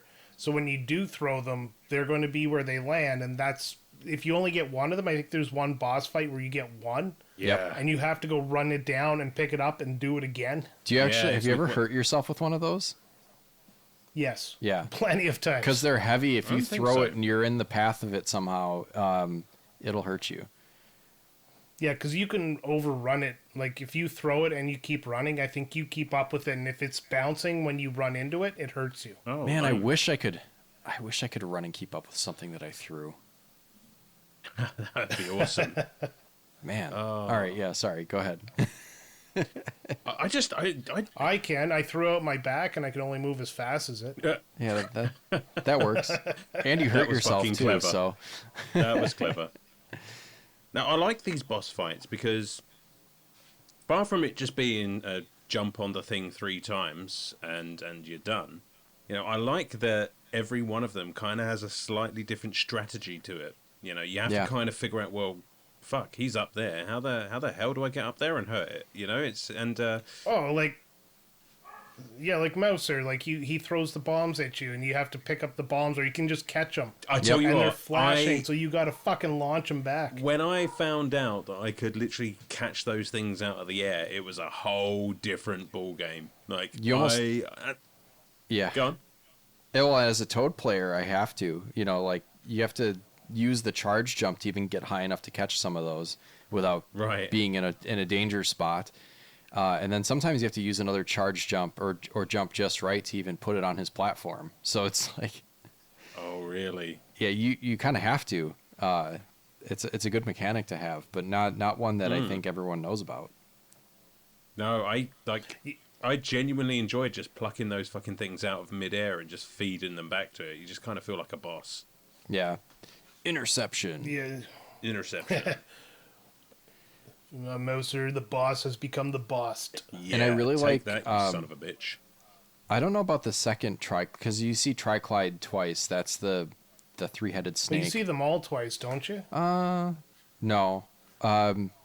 Mouser and Triclide are twice. There's 2 other unique ones. Which one's Triclide? That's the 3-headed Oh yeah, snake. because there's only 7 worlds in this one. I Yeah, remember so they seeing reused- that once. They reuse them. I don't know if maybe it's a sub boss, but it looks like in World 6 you got to fight like a special Birdo and a Triclide again. So it might be like a sub boss type thing, or like a little mini boss rush. But like that first time you fight them is pretty fun because it's the first time you get those heavy mushroom bricks, and I actually you can make yourself a wall because his fireballs don't go through those. Yeah. That's true. So that's what I do is I'll actually make myself a bit of a wall real quick with those blocks, and then stand behind it like a bunker. And then you can either go grab more of the blocks and throw them over, or there's always like an enemy bird, one of those little white birds called a tweeter, and it's got like a weird looking mask on. You can go grab that thing, and it's easier to throw.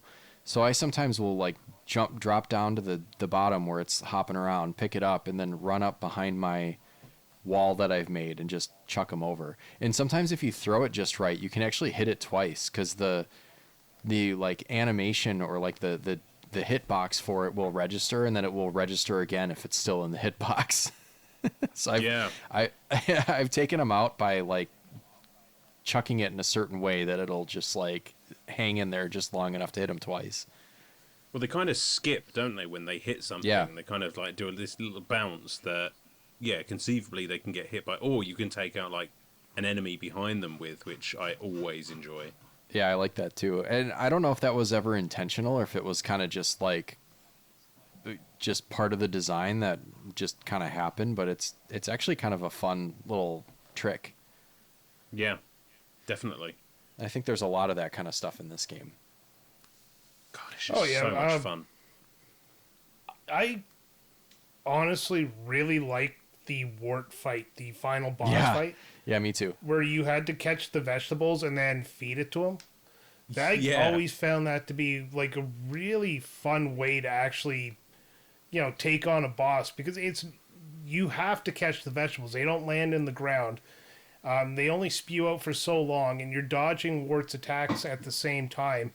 It becomes a real fun game loop of get a weapon, wait for the moment his mouth is open, throw it perfectly into his mouth, hurt him, repeat, and you had to do that like 3 or 4 times to end him off, and it was really well done. I tell you, I think it might be not 5. for the life of me figure out what I was doing wrong, because I'd never done that fight before, and I was just yeeting these vegetables at him, and it was doing nothing, and it's just like, what the fuck am I doing wrong here? And it took me ages to figure out that I needed to actually hit him when his mouth was open. And yeah, I mean, that is a great little twist to the fight. And it's not a difficult boss fight, which I really appreciated, because those last couple of worlds just really had me tearing my hair out.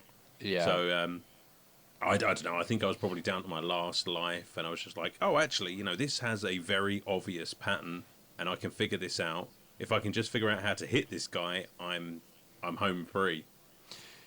Yeah, that's kind of... I do appreciate that in a game where it does get pretty difficult, to just have something at the end that's not terrible, right? Just, it's like, well, you have to, do these last 2, like, super, super hard levels, and then there's a boss that's going to freaking kick your ass at the end. Like, it's kind of nice to just have something that's fun. It is challenging, don't get me wrong. You do have to do it a fair amount of times, and it is easy to slip up if you lose your concentration. But generally, like, having a nice pattern that you can fall into and finish the game after, a hard few levels is pretty nice, I'd say. Extremely, extremely fair. Yes. Yes. How did it take you a while to figure out, did you know going into it that you had to feed him the vegetables? I think that's a really fun little trick at the end, or a little, like, almost like a puzzle that you have to figure out. Not a fucking clue. Not a clue. I spent so long just whipping these vegetables, and, like, nothing was happening. Yeah, because I actually didn't, because that might be the only type of enemy in this game where you actually have to throw something into something else. For the most part, otherwise you're just throwing things at the enemies, or like in the Mauser's case, like letting the bombs explode in their general vicinity, like that sort of thing, like exterior damage rather than like feeding them something. Yeah. So that's kind of unique. Yeah, and it was a nice way to change up the end of the game and make him truly feel like a boss, like the last boss, because you couldn't just hurt him the same way you hurt everybody else. You had to do a little bit of thinking. Only reason I knew how to kill him was because my older brother beat the game before I did, so I watched him do it. The funny thing I was just thinking of is, of the 3 Super Mario games that are on the NES, like, I think this is probably the most accessible, as in, like, if you played enough, I think it's probably the least difficult of the 3 to finish. And maybe I'm wrong about that, or maybe that's just my opinion. But why do you think that is? Like, is it really the different style? It was released because it was considered an easier game. Us American North Americans, we know game good, according to the Japanese, and so it is going to definitely be an easier game than Super Mario Brothers, which you can say is a pretty easy game to begin with, because that did not have a lot of strategy in it. It was just rinse and repeat. Right. But no, I get why. Like, this is definitely a game I would get a young kid to play before Super Mario Brothers, because it is a lot easier.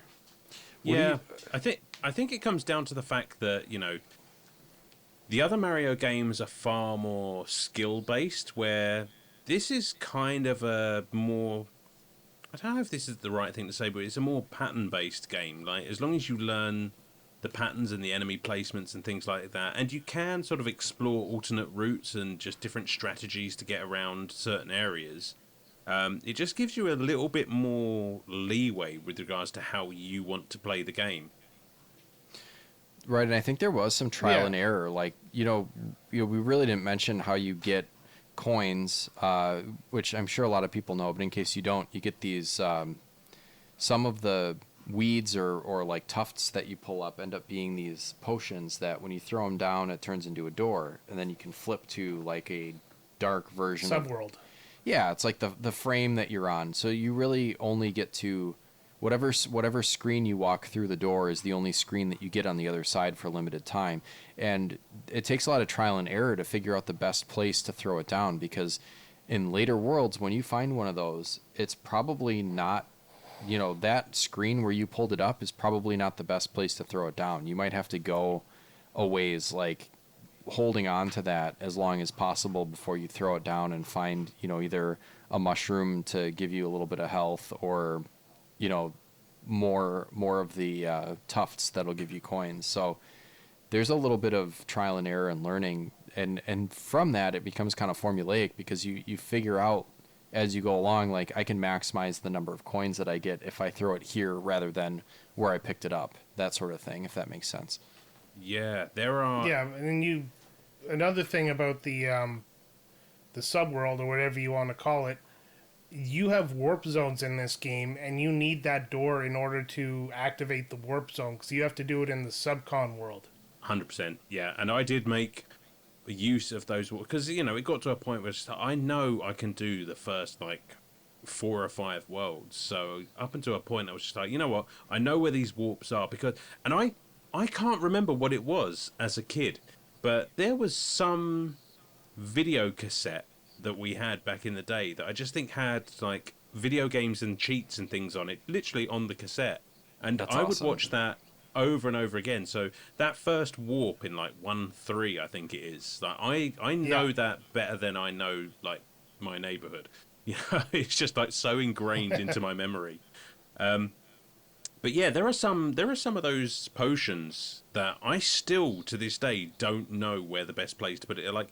There's one in I don't know if it's World 5 or World 6, one of the desert levels, and it's just I've no fucking idea where to put this thing, because I can't get it anywhere close to anywhere good because there's too many enemies in the way, and it's just I just end up wasting it. Yeah, there's one in World, I don't know if it's 4 or 5, where you actually have to... no, it's not 5. I think it is 4. But basically, you have to pick it up and then hop on a Birdo egg and ride over a few screens, and that's where there's a couple of platforms with 3 little tufts on it each, so you can pick up 6 coins or something like that. But if you just throw it down where you picked it up, you're only going to get 2. Yeah, and sometimes you have to sacrifice. Yeah.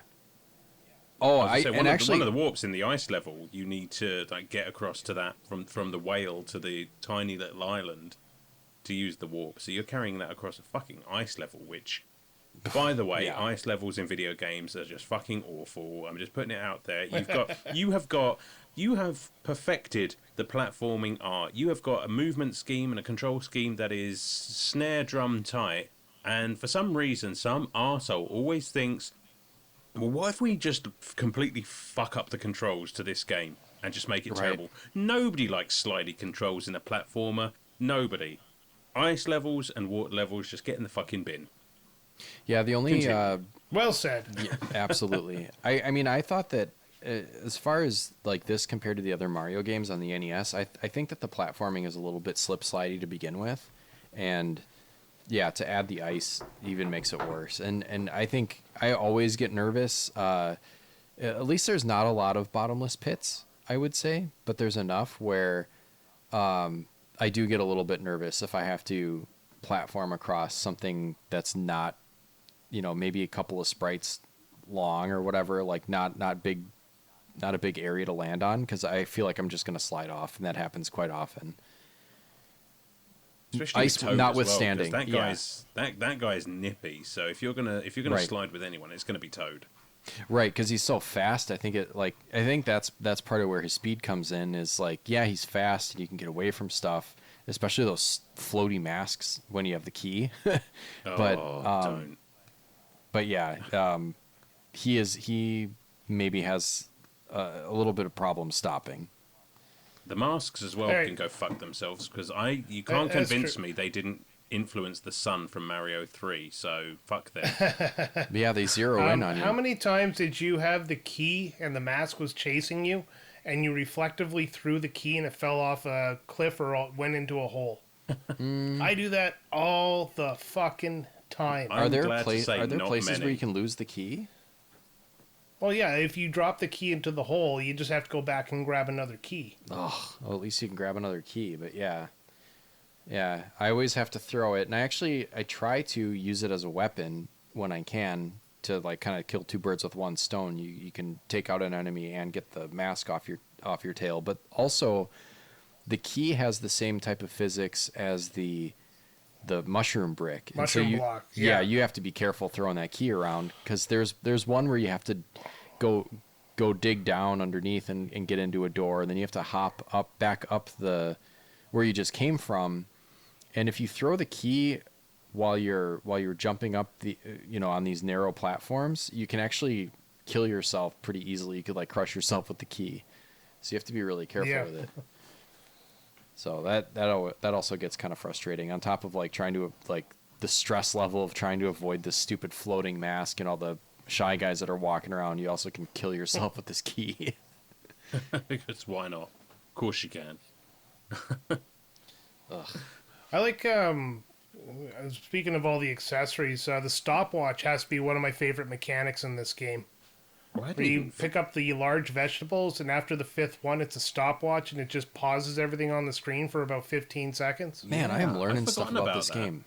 Is that why that happens? Because there's an actual stopwatch, too. Yeah, 5 big vegetables. The 5th vegetable turns into a stopwatch. Interesting. Wow. Okay. I just learned It's like that. if you get 5 cherries, that's what brings up the Starman. Yeah, Yes. that I knew. And I also didn't know that... I didn't really realize there were warps. I've never used them. Yeah. Oh, Well, they're not well advertised like the first Mario game. I mean, or the third. I only like, remember these. It's not like they're handing you a warp whistle. Like, you really got to seek it out, right? oh yeah, definitely. Yeah, it's like I think I only knew these warps because of Nintendo Power. Interesting. Yeah, I never knew that they. I just learned about them now. We didn't even talk about them last time, to my knowledge. Like, I've never used them. Interesting. No, my. Because I didn't know where they definitely were. used them a bunch. I definitely used them a bunch Well- on this run. First warp is in 1-3. I know that one instinctively. I just cannot remember where the second warp is. So I know that's- there's a couple, and I know that. So 1-3 will take you through to World 4, and then in World 4, I think it's 4-2 or 4-3. There's that area where you've got all of the whales, and the ice platforms and whatnot, and there is just that one little island with a rather tall pipe on it that you have to get to with the door, and that will take you to World 6. There is another one I think in World 3 that will take you to World 7, but I've never used that one. I've never found it. While you were guessing, I looked up a wiki. How did I do? You did good, actually. Pretty World good. 1-3 takes you to World 4. World 3-1 takes you to World 5. World 4-2 takes you to World 6, and World 5-3 takes you to World 7. So there's it's 4 5-3, warps. yeah. Wow. Okay. Oh, I And never if you know found where one they in all are, 5-3. you can get through it pretty quick. Man. Actually, if you use the first warp, you can't use the second warp. Yeah, because you kind of skip over World 3, right? Well, right. Yeah, and if you use the second warp, you can't use the... you can only use 2 warps in this game. Yeah, that's clever how they stagger them like that. Very cool. Like, man, I mean, that's clever, right? That's... You could use the first one to get to 3, then play 3 to 5, which is a really tough stretch of the game, actually, and then go 5 to 7. Oh, man, Yeah, I see, mean, like, that's- just think of all the different possibilities. Exactly, and that's as I say, that's what I was doing because I'd already see. I don't mind using a warp when I've already proved that I can complete the levels that I'm passing because now I'm just trying to save time. The problem with that is, yeah, you are sort of jumping ahead some, but you're also sacrificing all of the potential lives you could be collecting along the way with the slot machine. So, you know, I would find myself getting to World 6, getting to World 7, and not having much to work with. So it's kind of well balanced like that. Yeah, never thought about it that way. I actually never knew you could only take 2 warps until just now. Yeah, it's It's, really interesting how they did that. Yeah, it's very intuitive of them to make a design that gives you a lot of options, but doesn't let you take them all in one run. Yeah. Yeah, what do you play the game how you want to play it? Exactly. Something else I just thought of, like, what do you think of the aesthetic of this game? Because there was definitely a time I remember like the late 80s, early 90s where this was kind of, and I'm sure it was a marketing push too, but like this was kind of the face of the Mario franchise. Like the characterization, the cartoons. I had some of the comics, like the old Valiant comics, like that all looked like this game.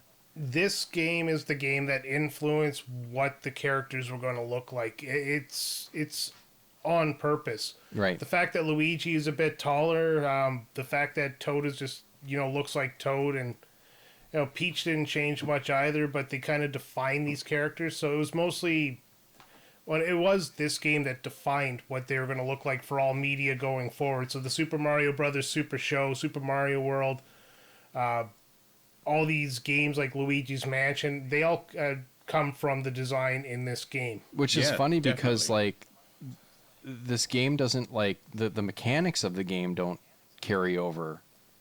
It's just the look. Yeah, and the personalities developed over time. Like Luigi being a coward. Yep. Did not come from this game, right? Right. So they had to develop that personality, and Mario is missing, where he is a fucking coward because he sucks. You don't have any residual feelings for that game at all, do you, Brian? Something I said I never play again in my life, and here we are. That game hurt us. That game hurt us bad. Show us on the doll It's okay, where Sam. the game touched you. Can't get you anymore. Right. No, I think it's interesting because this was kind of. I mean, I know that this wasn't. We've discussed that this wasn't the game that was supposed to be the sequel to Super Mario.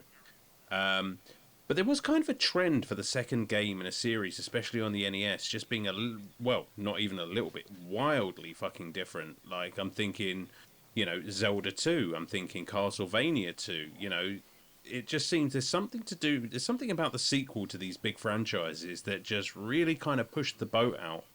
And then they rein it back in to do what the original did, but there's always that transference of something from that experiment that kind of just carries over. This was an era where it was not super expensive to create a game, and you didn't need a huge team. Sure. So they had the option to do that. They had the option to walk a little bit outside of their lane and try something, and if it didn't really catch, they could still go back to their original formula very easy, and all these games did that. I would argue you probably need an even smaller team for this one because, the game already exists. Right. That's true. That is very true, Alan. I would also say, like, it wasn't like the formula really existed yet. Because, you had the Atari, you had other home consoles and stuff, but, like, the Nintendo was kind of unique in that it was so popular, and, I mean, there really wasn't the formula. Like, we really just need to make the same game but improve on it. The thought to, like, make something completely different was probably a little bit more prevalent. Like, we need to make a second one, but it can't be like the first one. So that's where I think maybe, and this is just pure speculation, I don't know, but like that's kind of where you get a Zelda 2 or Castlevania 2 or Super Mario 2 and have them be so wildly different than the first. Yeah, I'd agree with that, definitely. Like you didn't necessarily want to make the same game, and then for whatever reason, maybe it had some detractors or didn't do as well, and it's like, oh, well, maybe we should go back to basics, and that is what the players like. But, you got to try something different first. It's nice that they didn't just throw everything out, and there's just enough that came back over. And I'm just saying, I love this game. I'd have been happy if the whole thing just carried on. But yeah, it's nice to see the influences of this game on all of the games going forward.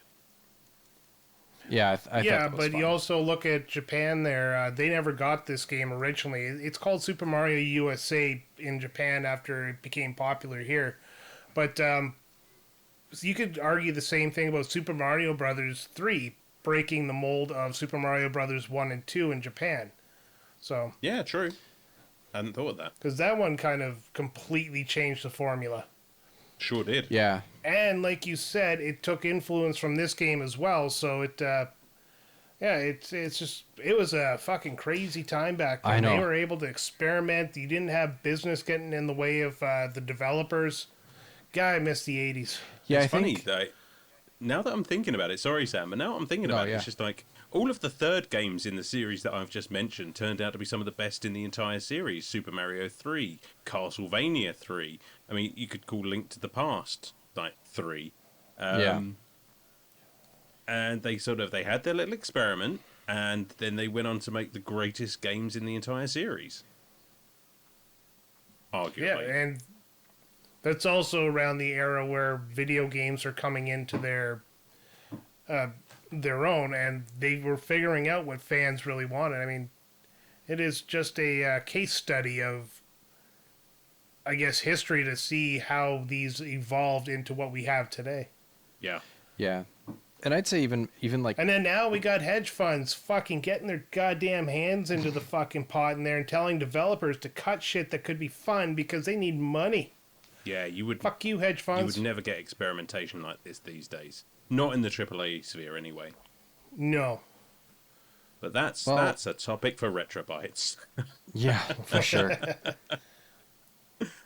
Sorry, Sam. I you don't were know. gonna say. Yeah, I kind of lost it. I don't know what it was. I think I'm running out of some things to say about this because it's, it just is Not a what it is. super long game. It's not a super long game, but it's an important one because it gave us something very unique. I think that I don't think we would have gotten if Nintendo didn't think we were bad at video games, and I'm glad that we got it. Yeah. Yeah. So- Agreed. What do you say? You wanna wrap up with some final thoughts?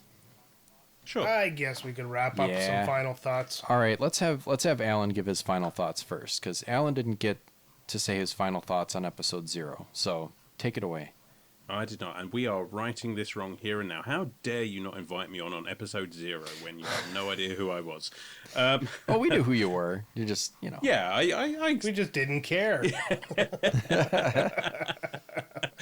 Oh, Brian, you get a 2 out of 10. But as for this game, this game, I have such a huge amount of fondness for this game. It comes from an absolutely wonderful, wonderful era of video games, and we've been over it, and we know that the very famous story about how this was Mario dumbed down for us, and it's funny that it was, because as we've discussed, this became such an iconic look for the entire series going forward that it just kind of makes you wonder, what would Mario be like if this game didn't exist? Because, having influenced so much of the sort of popular culture outside of the video games, like I remember choose your own adventure books based on this look. Oh, like my you said, God. The Mario Super Show, they're flying Memory around on magic unlocked. carpets, like on. Yep. Yeah, I know. I'm going to have to track some of those down now that I've said that. Believe you me. It's just an iconic piece of not just Mario but Nintendo history. Like, the gameplay is absolutely fucking wonderful. The look of the game is brilliant.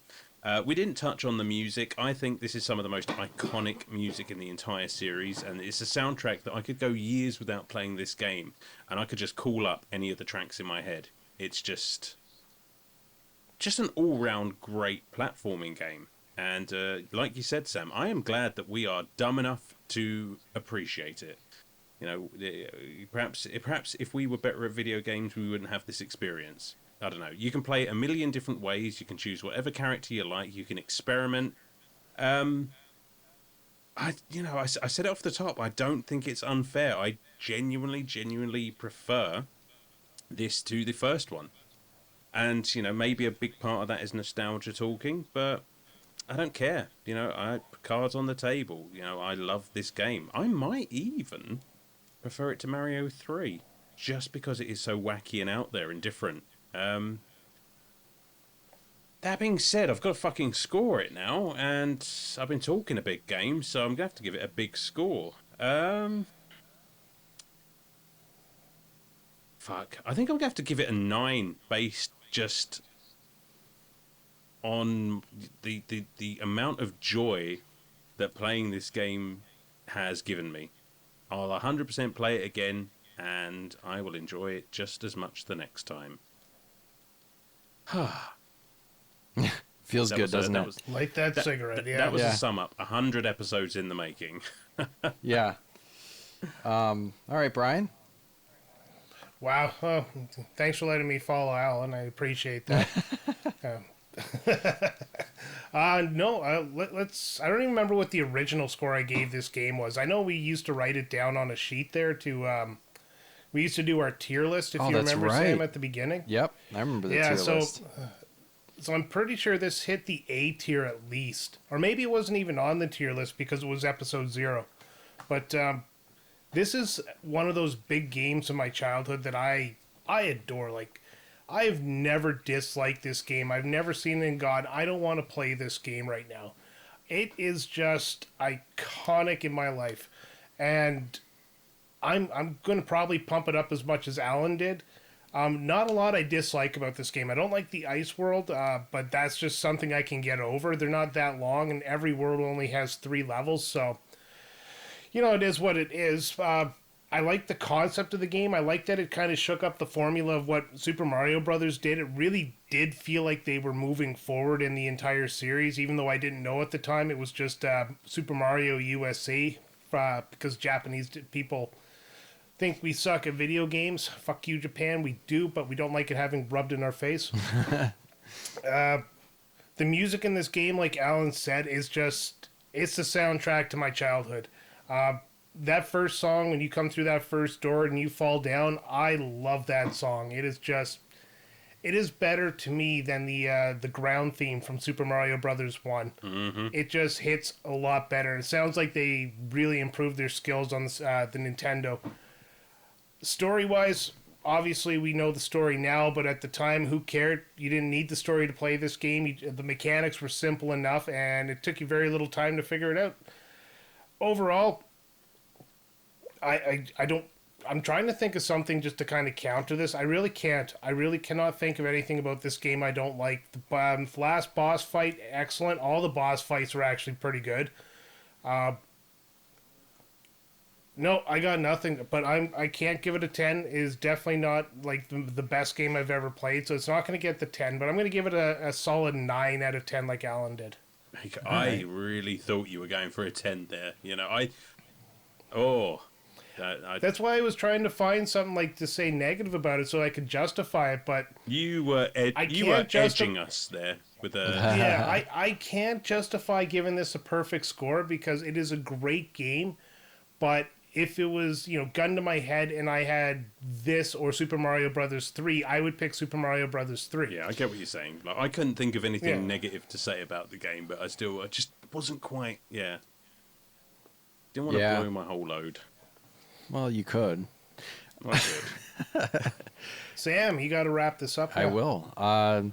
Yeah, so it's kind of funny that we have Super Mario's Missing was episode 99, right? In our chronology.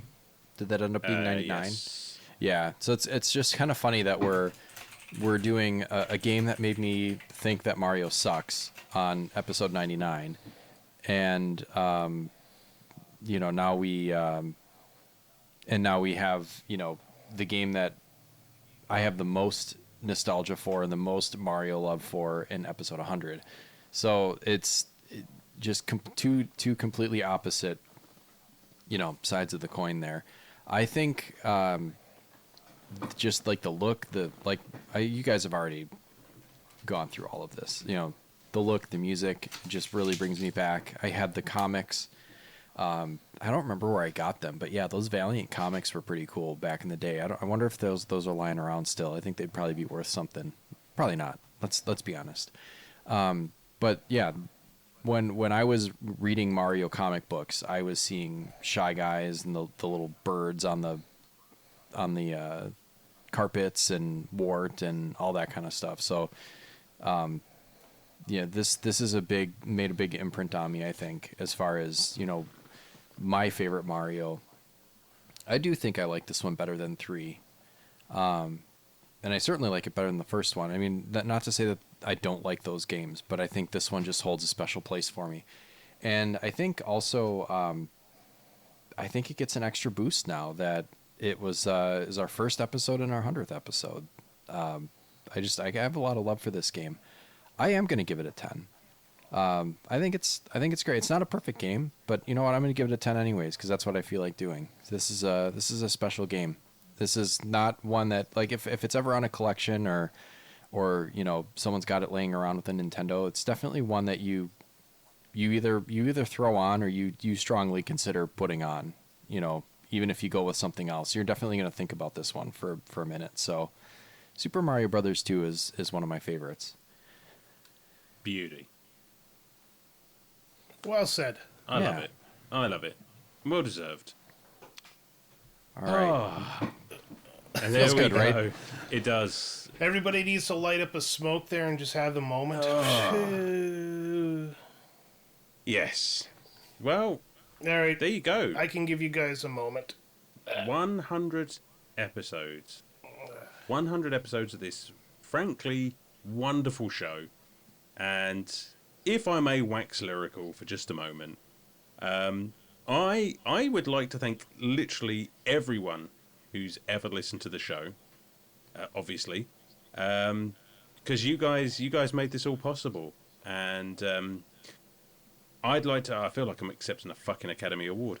I'd like to thank Sam and Brian for bringing me on for this wild ride. I remember listening to the very first episode of Retrotopia, episode 0, Super Mario Brothers 2, and I thought it was fucking excellent right out of the gate. I don't know if we've improved on it now. I don't know if you can improve on perfection, but it's been a fucking load of fun, and I look forward to 100 more. Hell yeah. Well said, Alan. Well said. And I'll just cap that off by saying it's been 100 episodes. I have the Spotify statistics. I look at them all the time, and I always love seeing, the numbers as they kind of pump up month over month. We've been listened to over 13,000 times, almost 14,000, probably. Wow. Another episode or two and we'll crest the 14,000 plays on Spotify. And we have 199 followers as of this recording, which is something I never thought we'd ever have in our life. And this is just the Spotify numbers. Doesn't include everything else. Like, we have over 10,000 listens on Podbean, which gives us everywhere else but Spotify stats. Or I don't know if it includes the Spotify stats, but nevertheless, like Alan said, thanks everybody. And Alan, it was always going to be inevitable that you became part of this show. You were there for us in the early days, and you jumped right into it. Like, I think we started a group chat there, and after a while, it was just like, well, let's just let them start talking and see what happens. And then boom, there you were. There I am. But yeah, so thanks everybody. Thank you very much. Sam, any final ass kissing of the audience you want to do? No, I echo the same thanks. I think, we may or may not be doing this if it weren't for the listeners. Like, we might just be doing this anyways because it's fun, but it sure does help to have, people who like to listen every week or people who discover us new. It's been a blast. It's been fun. It always brightens my day to see Brian drop something in the chat with new stats of, this episode is breaking, our previous record for week 1 or whatever, just, yeah. And the fact that we've had, that many listens and only need a couple episodes to get over the next crest just goes to show, how much we're, I guess, growing and, everyone's listening. So thanks. Beautiful. All right. All right, I got to do this part. Stretching. That's it. All right, so if this is your first time listening to Retrotopia and you want to join in on the fun, you can find us at our socials at linktree/Retrotopia. That's linktr.ee/Retrotopia. There you can find the link to our Instagram, our Twitter, our Blue Sky, our YouTube channel as well. You can find a link to our Discord where we got a great community going right now. Lots of fun people there, lots of conversations going on. Join in on the conversations because, well, let's be honest. These are the people that really, really push us to be better.